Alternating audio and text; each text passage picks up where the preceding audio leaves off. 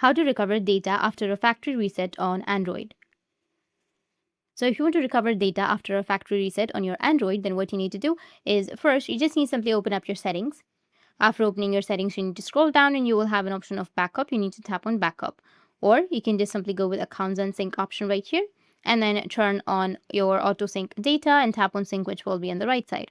Scroll down, make sure all of the options are turned on. Now go with sync now, which will be in the bottom, or you may have an option of backup now. Tap on backup now and you'll be able to recover some of your data after a factory reset. Or you can also search for backup and then tap on backup and restore and tap on mobile device, enter your pattern, and here you will have all of your images, your SMS contacts, and your call history, your audio, videos, and files and other data. You can just simply go with backup, which will be on the bottom, and it will be backed up. You can go with restore, which will be on the right side. And if you have saved any backups, then you'll be able to restore after your factory reset. That's it. And if you have any questions, feel free to comment below. Thanks for watching.